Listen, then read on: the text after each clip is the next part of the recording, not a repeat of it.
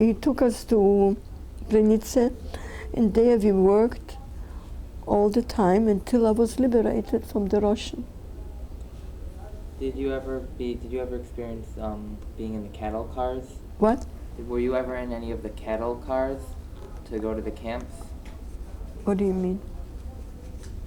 The trains. The trains? How did you get to Auschwitz? By train, Yeah. sure, wagons, Describe the open voyage. wagons, and the snow was coming on us.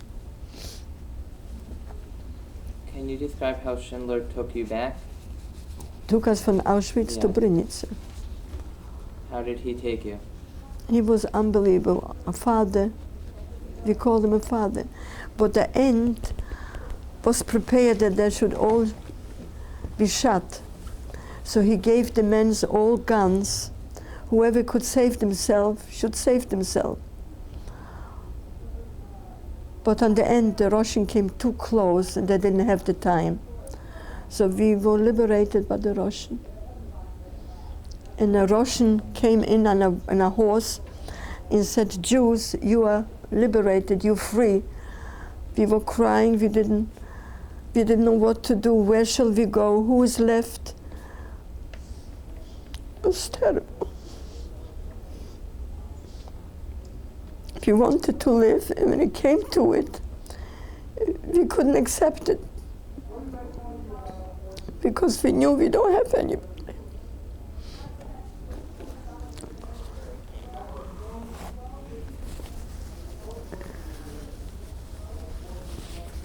So then I went to Krakow, and I was looking for my brother. Every day came lists in who is alive. And one day I found him. He was in Bergen-Belsen. He survived in Bergen-Belsen. So I went for a passport, and I went to Bergen-Belsen. And meanwhile I met my husband, and my husband went with me. And we went to Bergen-Belsen, and I came in. I knew the address, and I was sitting on the steps waiting for him. He was beim davening, or it was Mincha Maariv, something like that. He came in, and I saw him down there, and I gave a scream, "Leise." He fainted on the spot. He recognized my voice. And then we went to Munich. Oh, I left out something. When I was in Shebnya, I was sewing for the commandant's wife dresses. So once I made up, I knew because from this ghetto, people came for bread. Our camp, Shebnya, used to supply bread for all the camps. So I used to ask, "You know Eliza Frankel? You know Eliza Frankel?" I used to ask everybody. So one said, "Yeah, I know, he's in Bochnia." So now I knew where he is. I know where he is. So once I went with the dress to try on, and I made up, I said, "We were 9 children. We only left 2. And I know he's in Bochnia. I wish you could help me to see him." You never heard us in the history that the Nazis should take a sister and see a brother. They didn't have the heart for it. So she said, "I'm going to talk to my husband." Sure enough, one day they went to Bochnia for other things. We gave them bread, they gave other things they did get. And he knocked on the window, Schneiderin, they called me Schneiderin, "Dress, du gehst nach Bochnia." Oh my God, I thought, now I'll be killed. I shouldn't have started even, but it's too late. I couldn't dress. The girls dressed me because I was so shaking. And I went to the truck and took me to Bochnia. I came to Bochnia, and you have no idea how we met, anyhow. He said, "Now you're not going back. Now we are together, you're not." I said, "If I don't go back, they're going to kill 10 people. 1 for 10. So he couldn't do nothing.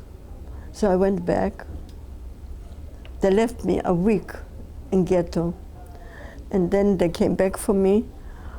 And a few months later, the whole ghetto came to me anyhow, to my camp.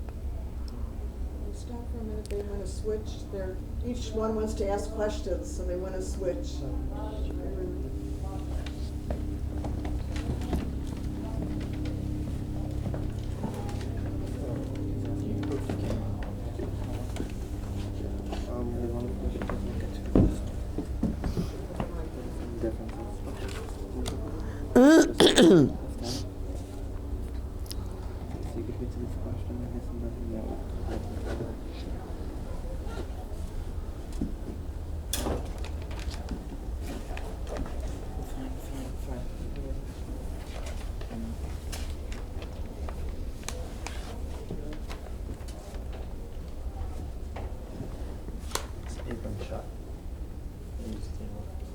After my leg. That's fine.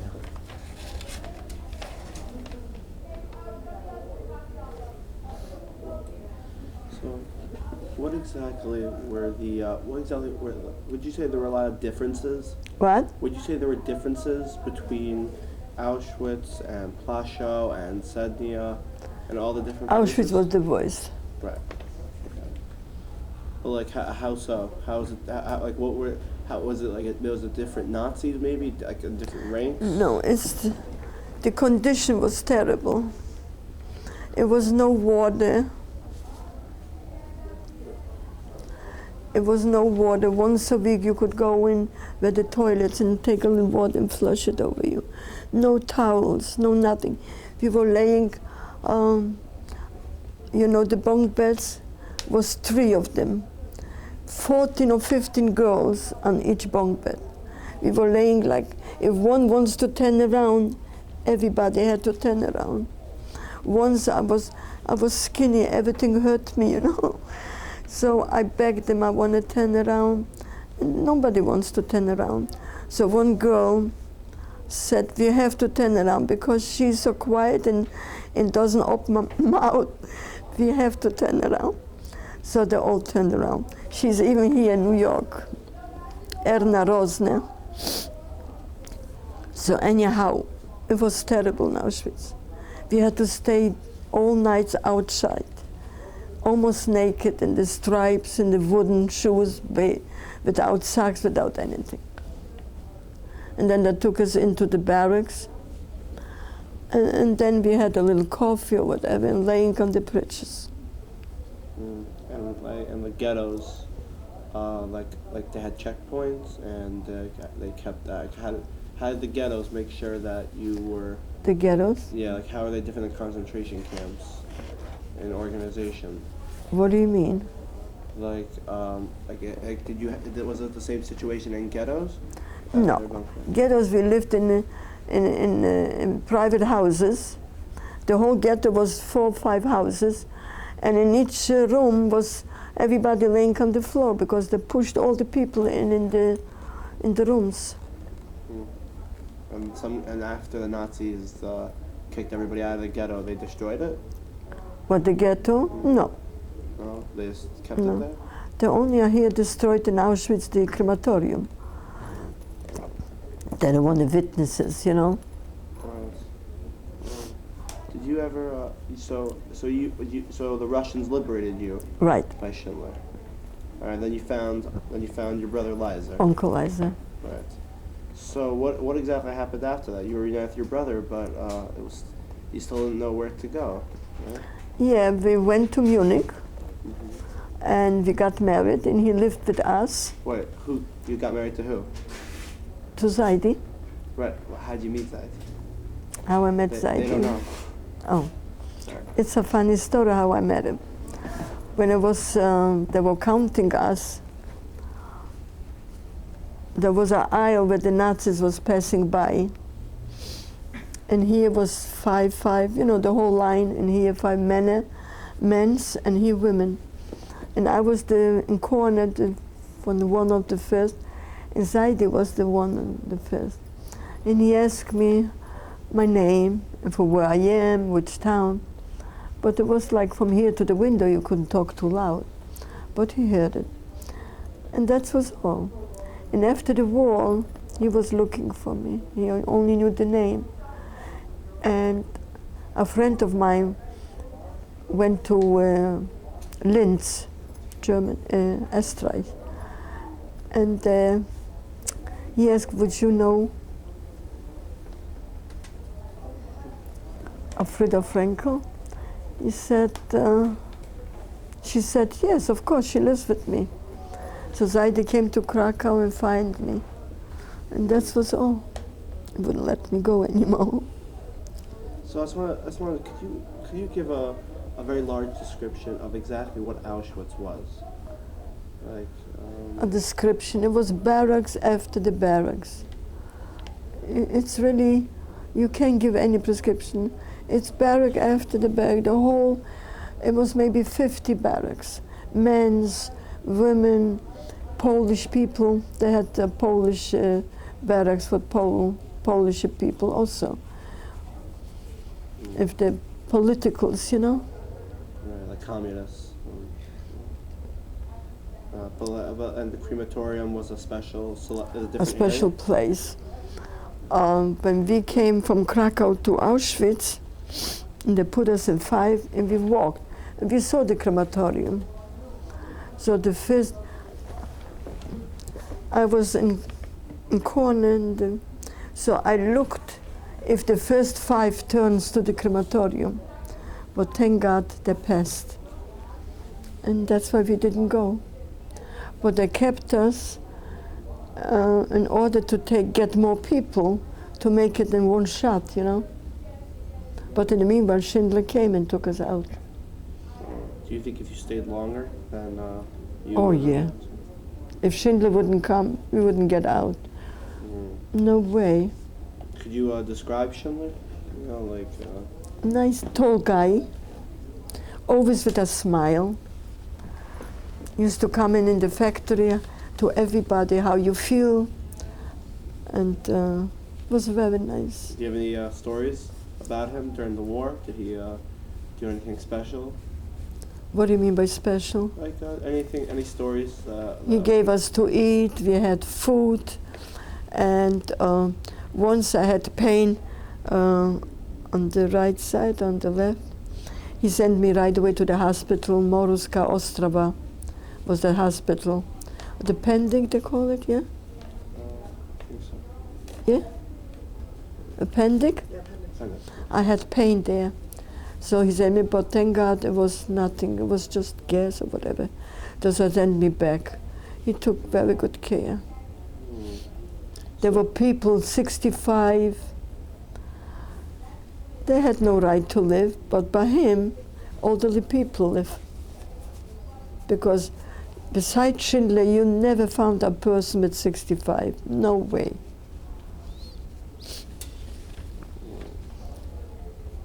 So after the war, so you went to Munich and you married Jakob Deutscher. Aaron Jakob Deutscher. Right. But and so you lived in you lived in Munich? Oh. Yeah, I lived in Munich, and then before they that. opened a Hatzolo, Right. Wat Hatzala. Right. And what was that? That was to help religious people. In America, used to send Svurim, Teures, and food, packages of food. And they opened yeshivas in Munich. And America used to help the Wat Hatzala, the Aguda, I think the Aguda sent it. But in Munich, then they called it the Wat Hatzala. So Itzhak Levine, he was the director. You heard about Itzhak Levine? He was a friend of my father-in-law, my husband's father. And Eichenstein came to Daddy Zaidi and said, Kuba, you know who's here? Itzhak Levine. Oh, he said, I'm going to give him Shulam. And he went. And when he saw him, he knew who the Zaidi is. He said, what are you doing? He said, I got married, I have a baby for a year, and I want to go to Israel. I have friends in Knesset, Chaim Landau, he was with him in Hebrew Gymnasium. And he wrote me a letter, I should come, and I have a job in Knesset. He spoke a perfect Hebrew, perfect German, Latin, Polish, and Jewish, of course. So he said, I'm opening here Wat Hatzole for religious people. You speak Hebrew. You want to work? We said, of course. So Saidi took a position there. And because he spoke German, he took care of the passports and everything. And we were there till 1950.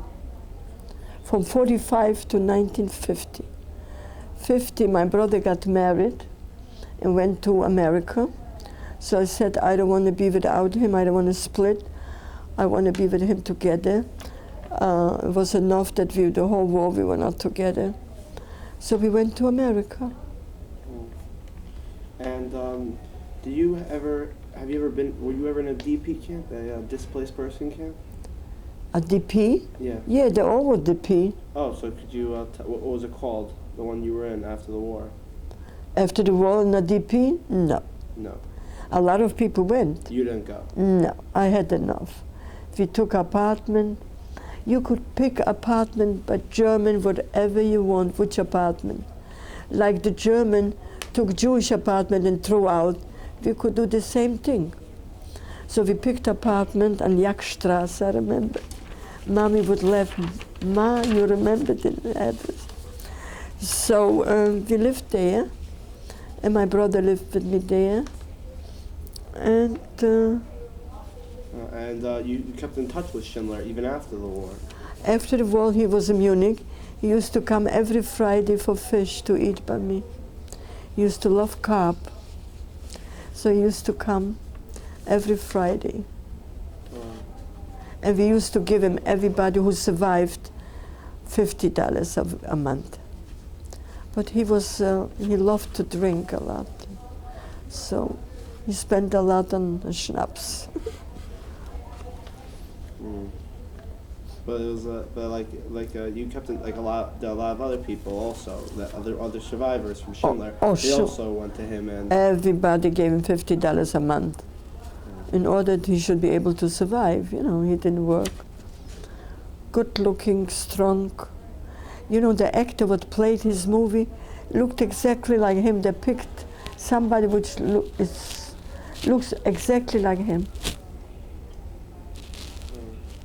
I forgot the name, the actor. Liam Neeson? What? Liam Neeson. I don't remember. I think it's Liam Neeson. You know? Yeah. A tall guy. Yeah. So you moved to America in 1950. So what did you do after that? So what happened? After that, Where did you live? Zaidi had no profession because he was in university for law, but when Hitler came, he was not entitled to go to university. So he was like a year in law school, but he didn't finish it. He came here, unfortunately he had nothing in his hands because he was studying all his life. So we had a cousin, a doctor. Zaidi had a cousin, a doctor. And he had a patient which has a factory with hats. So he did him a favor, and Zaidi went there to work by the hats. But then he was very unhappy. So one day we got some few $1,000s from the Holocaust. They opened a cleaning store, and he worked in the cleaning store. And I think his brother was there also. Yeah, Uncle Izak. Izak and him worked together in the store. You remember him or not? No, you were a baby. No. So they worked together? Yeah. In the dry cleaning store? Alright, so and then after that, Jacob died. Zaidi never worked Shabbos.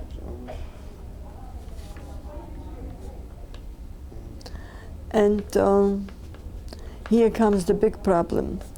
Here they grow up the children, and the yeshiva broye was a fortune, $100 a child. Was $400 a month. And we couldn't afford it.